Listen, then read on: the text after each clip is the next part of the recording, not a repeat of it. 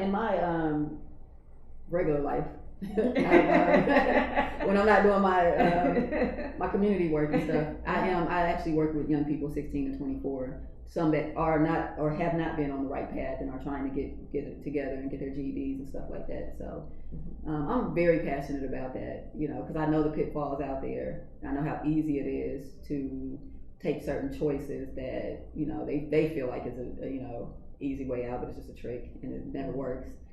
So it's very important to have mentors and people that are in these fields to come and and talk with them and address certain things, So that's pretty much what I do. I teach career readiness and stuff like that to young people. And even this, for me, that's what Place for Resources was for me. And I've been dreaming of this thing for over 10 years. And just kind of putting them. Oh, I forgot. I got all comfortable. Yeah. And I've just been trying to put, as I've been thinking about what I would do. If I had this program, what I would do. I thought mine would actually be more of a brick and mortar program, though. So initially, resources was a problem for me to launch it because I felt like I needed a building. I wanted to do a garden. I wanted to do a cooking program. I wanted to get different levels of professionals and just people in different occupations, just to kind of talk about the pros and cons. But when the resources actually came to me, Zoom was popular, video internet was popular, and stuff like that. So it actually took that barrier out and allowed. Well, the world changed. Yeah, I feel like this is the time for the entrepreneur and the person starting their business, and because the world is so much more accepting now of Zoom and online stuff. Home-based businesses. Yeah. I started doing yoga online. I was just when COVID hit and I couldn't get out. And I was doing it by myself. I said I might as well open the door up and let people join me in my living room. And this is the time for that. So I'm happy for you, and I'm glad that you started your business and it's successful. Thank you. Right now it's just a hobby. Right now it's a business. Yeah, it's a business. It's the beginning stages. Right. It's still grassroots. It's what do you call it? The beginning, but still relevant, still valid. And I love too. Now I have if I would have done this 10 years ago, I probably would have. I probably would have burned out. And I probably wouldn't have been able to.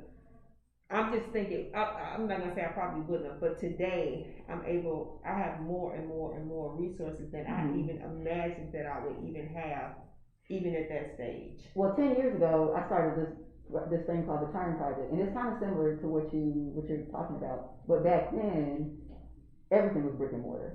So, and I did have a house, but it was just like, it needed a lot of work. And so that's where we would practice our plays at.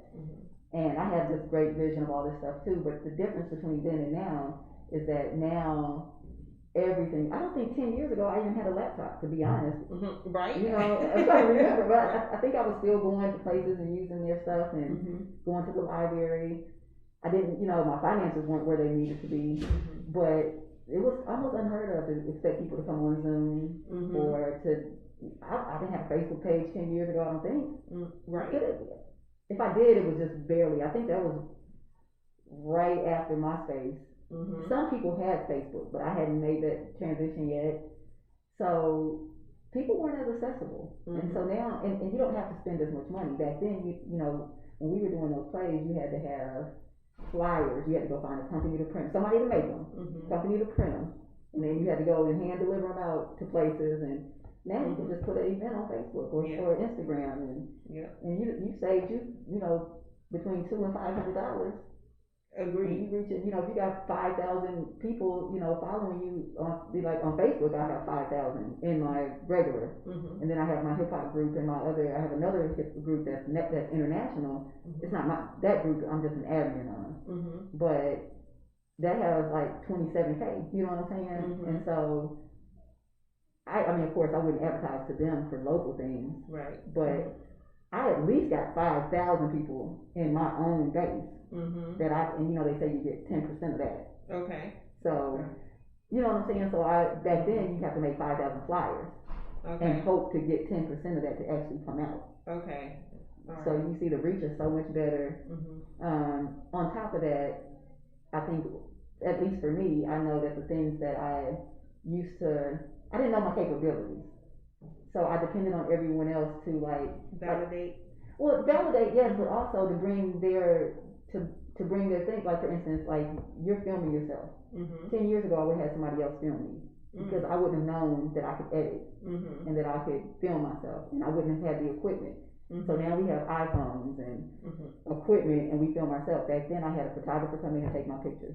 So I got my own camera now. You know, not just that phone, but I also have my Canon. Oh, okay. But back then, that was so out of my realm.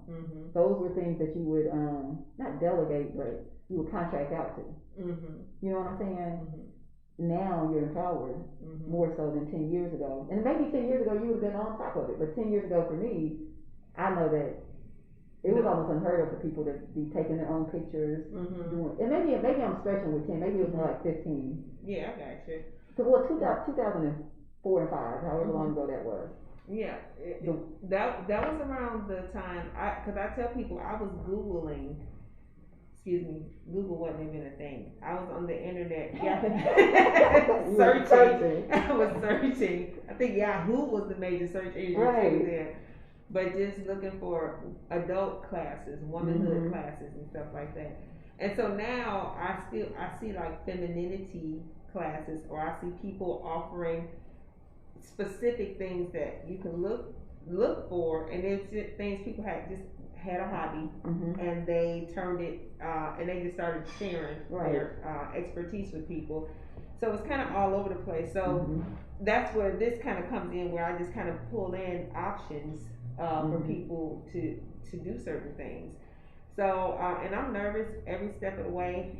The editing, and I hate that I even have to watch my own videos to edit them, because I just get so critical. Why did I do that? Why am I not sitting straight? Why am I? Or just listen to how my voice sounds. Or, like I had a couple of flyaway hairs or whatever. I mean, it's natural, so that's gonna happen or whatever. But I just have to push past it still. Like, does it put out the message and the energy that I want it to do? I don't care if I had a booger in my nose. I would still put it out just because. And I think it's important that you said that too, that like people used to think when I would do my plays that I was like just fearless about it, but no, I did it with fear every step of the way. Like when I first did my play, I was sick to my stomach. Like literally, when the very first play that I did, because I did it at the Robinson. And that's a pretty big arena. And I jumped out there on that cliff, because when we first practiced the play, all I had was a play that I wrote on some paper, and I had, it was a spot that looked almost like this. I had people, all the artists I knew come in and sit around the table and we did a reading, and they loved it. They wanted to be a part of it. So then we started practicing at the house, the house I was telling you about. It's, one of my family's houses, and I didn't have a venue. We just practiced for months with no venue, and then one day I was able to come in on a hope and a prayer and say, hey y'all, guess what? We're doing it at the Robinson Music Hall. And the reason why I say a hope and a prayer is because someone had told me that someone was going to sponsor me. So I jumped out there on that cliff because I'm getting sponsorship. Okay. Not knowing a whole lot about business to have everything done first. But I know that God works in mysterious ways, because I jumped out there in the biggest venue in Arkansas because I thought I had financial backing, and then I didn't have it. But we still rode with it, we still raised the money, and we still performed there. Now, mind you, the Robinson hosts 3,000 people. And in Little Rock, it's hard to get, 50 people to come out on one accord. So that was an awesome feat. And we didn't fill it up, but we probably got about 1,000 or so people in there, which is, I mean, it was great, amazing for us. But the point is, when that curtain came up, mind you, at that time I didn't have a college degree. I had never taken theater classes.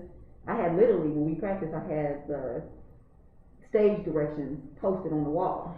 Okay. Because I didn't know I didn't know anything about stage direction, and I'm trying to direct the cast. So I just knew I had a vision and what I wanted to see, and I've always been a fan of literature and theater and stuff like that, and just all things creative when it comes to writing and telling stories. And so when that curtain came up and you got 1,000 people out there watching, plus we had a house band, I had probably 30 people in my cast, and when that curtain opened, I instantly wanted to throw up. I mean, I'm not even gonna sugarcoat it.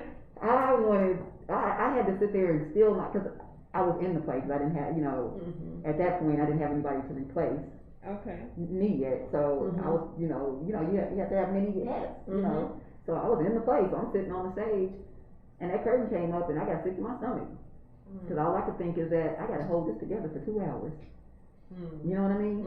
And I wasn't in the whole play. I was just in that first scene, and I think the scene toward the end. But it took me 2 weeks to recover from the adrenaline that it took to actually do it. And so I tell people all the time, like, I do it in spite of nervousness. Like, I've never, not one time when I'm doing poetry or when I'm doing my plays or anything that I do creatively, I've never not been nervous. I'm always nervous. And the other thing I wanted to point to was when you said, when we were talking about you being empowered and being able to do all the jobs in your business. The ultimate goal is to be able to delegate. You know what I'm saying? It is to be able to say, you can edit for me. For that reason you mentioned, somebody that's removed from it that can take your vision and take it to another level. But it's very empowering to know you can do it, and therefore also know what it's worth. You know, for instance, I paid someone one time, and keep in mind, all the money I ever used was raised money. I didn't have a budget or anybody funding me. So I paid one time somebody to do lights for me, and it cost me $600. And I was at Philander, and there was some guys that came in and did the lights and sound, because I thought that I needed someone to do lights and sound, because I've never done it. And that was one of the plays where we had like one of the lowest attendance. So I probably didn't even make $600. Okay, I got you. So one of the things it taught me is that I need to know how to do all these jobs, because then I know what it's worth. I know if this person doesn't show up, I can still man the ship, and also I know if they're doing it right. So I learned how to do lights and sound, and then my oldest son did lights and sound for us also, and so that was the last time I ever paid anybody $600 to do some lights. Not to say I wouldn't do it now. Because I probably have a bigger budget, and I know that it would be more than pressing a couple buttons.